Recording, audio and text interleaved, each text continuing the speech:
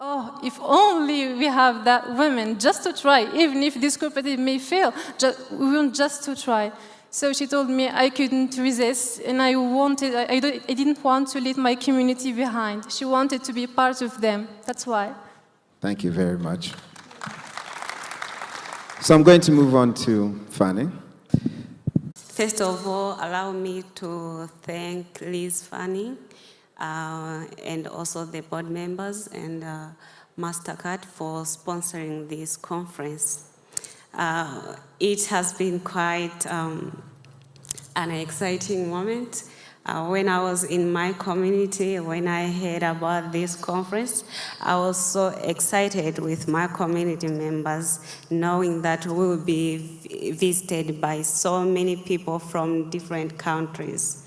So after having an experience at first hand, it has been it's unexplainable, I would say. I have a group whereby when something is great, we usually say it is a wow event. So I would say that this conference has been a wow event, starting from day one up to this day. We have learned a lot.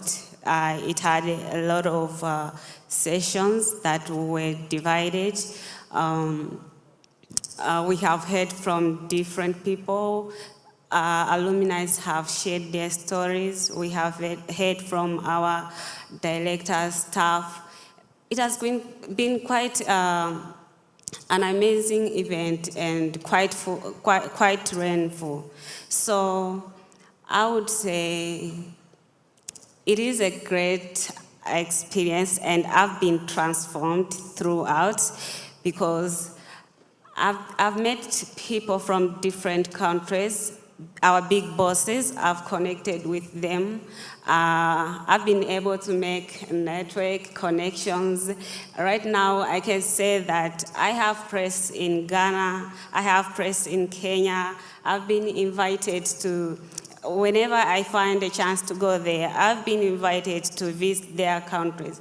So yeah, I would say that this conference has transformed me through the people that I've met, even through the sessions that we have learned. Thank you. Thank you, Fanny. And just as a follow-up from that, of course, there was a lot of anxiety when I would share with the staff about this opportunity that was coming up for the All-Country Conference. Most people did not believe it.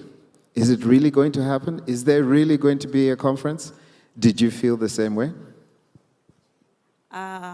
I didn't feel the same way. I believed that the conference was going to happen because of all the preparation that we've been doing since day one. We've heard about this conference. So I didn't have that anxiety that it wasn't going to happen. I knew that if this has been advertised and taught to people, definitely it has to happen. So I didn't doubt at all. Thank you. I'm now going to move over to you, Bob. And we had you speaking a little bit earlier in a panel. And one of the things that I would like to have you share with us here in this room is, as a CorpsAfrica volunteer, going into the site, one might feel they are disconnected because it is a new site, it is a new place, you don't know the people. But then following from that, there may be a connection that happens until you feel that you are one with the communities that we serve. Could you tell us a story of a time when you experienced this? Thank you so much. Yeah, it was quite an interesting story. I remember when we finished our PST training.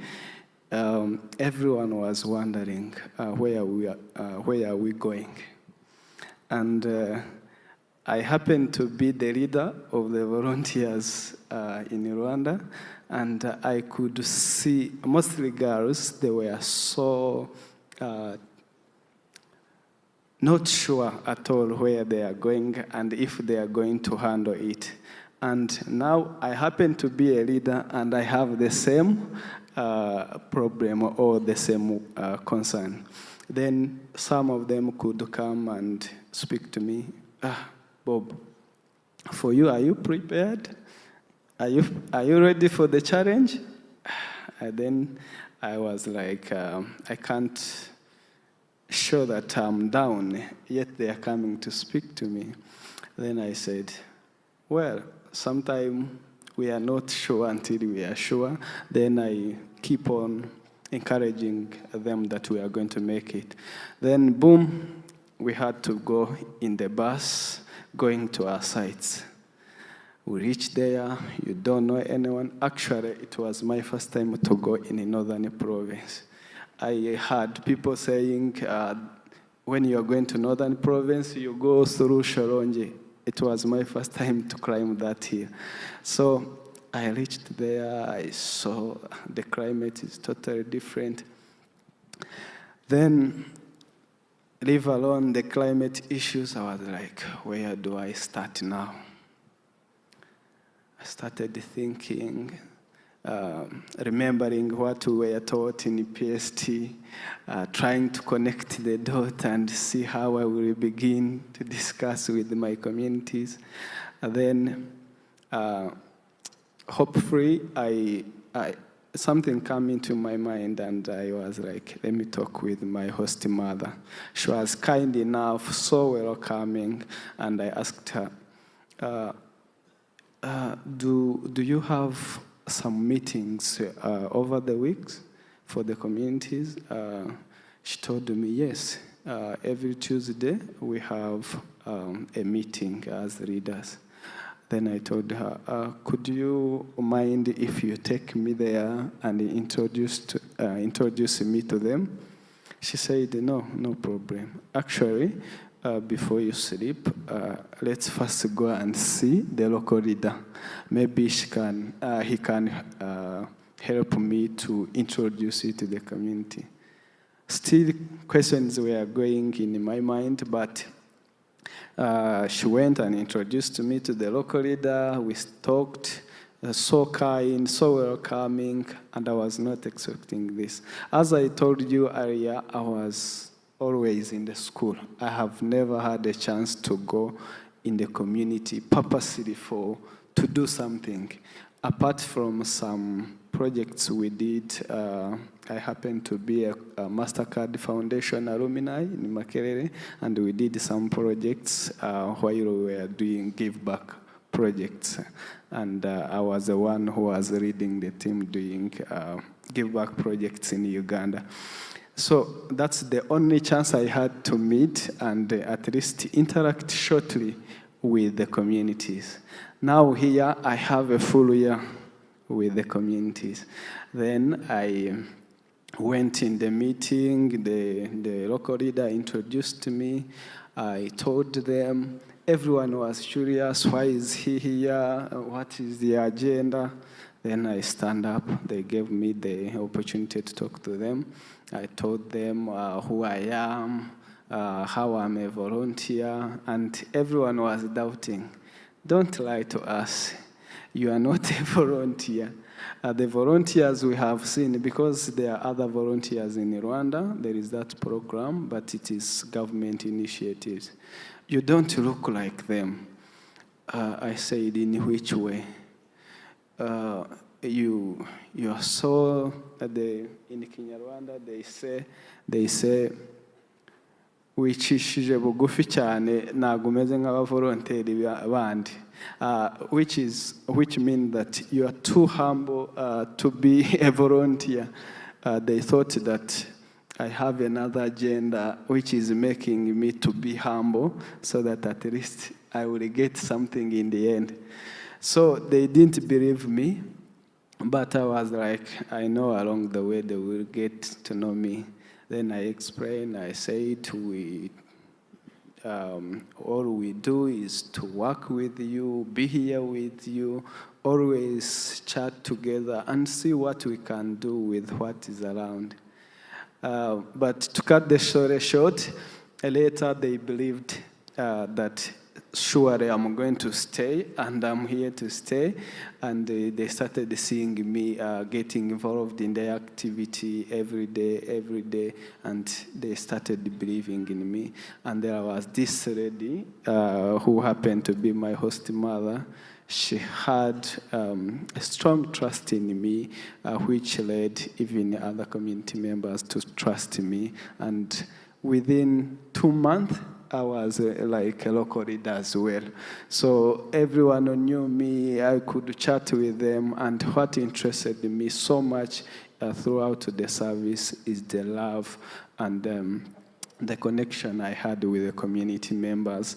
And being the person who is so much interested in youth, I could connect with them.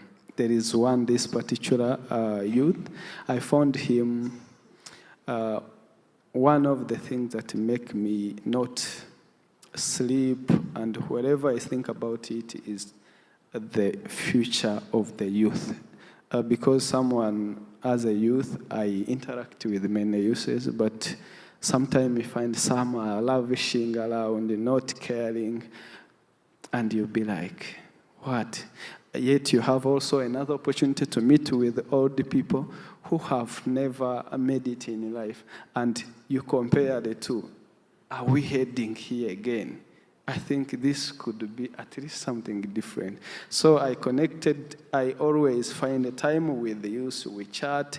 I try to mentor them. I try to tell them that, please, at least you can do some other things, but know that as the youth, you have a limited time.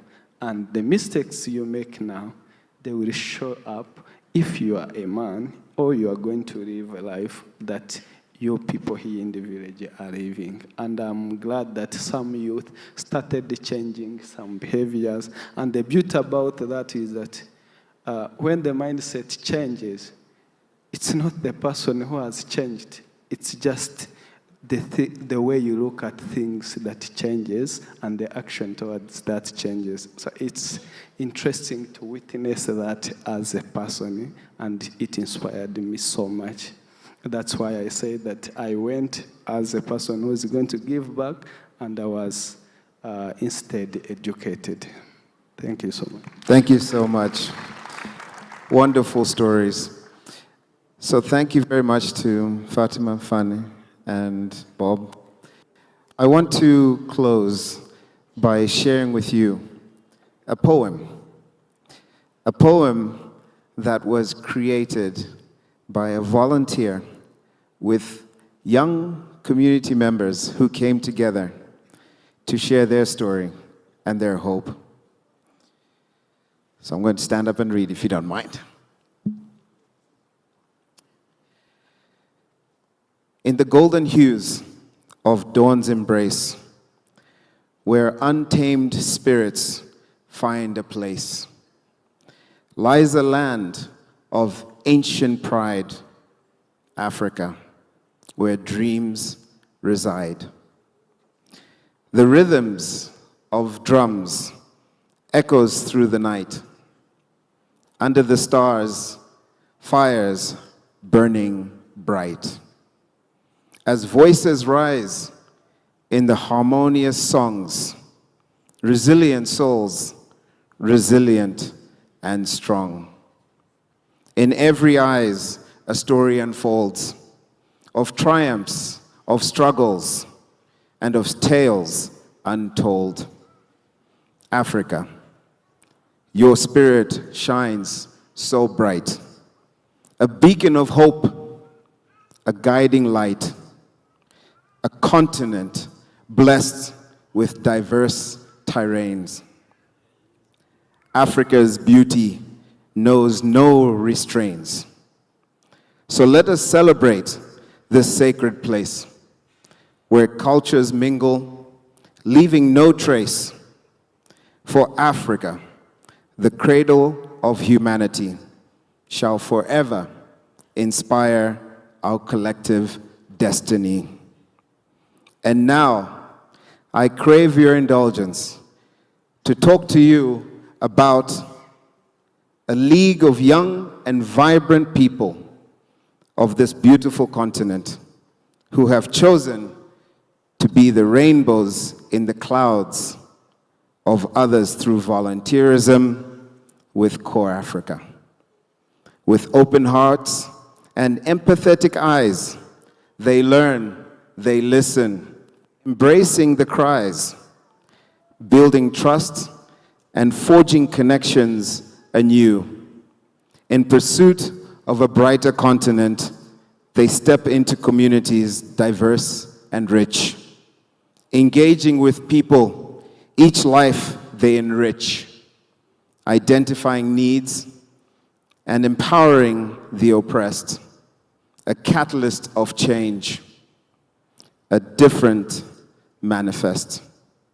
From teaching skills that are fostering growth to cultivating sustainable paths for both, they plant the seeds of knowledge and change, empowering minds to embrace wider horizons. Through infrastructure, they lay foundations strong, building schools, clinics, where dreams belong, creating safe spaces for all to thrive. But it is not just bricks and mortar they erect. They cultivate resilience, hope. They nurture unity and empower voices that never existed. Because that, after all, the hen that lays the golden egg must not be left to die. Dreams. This is the CorpsAfrica story. Thank you very much.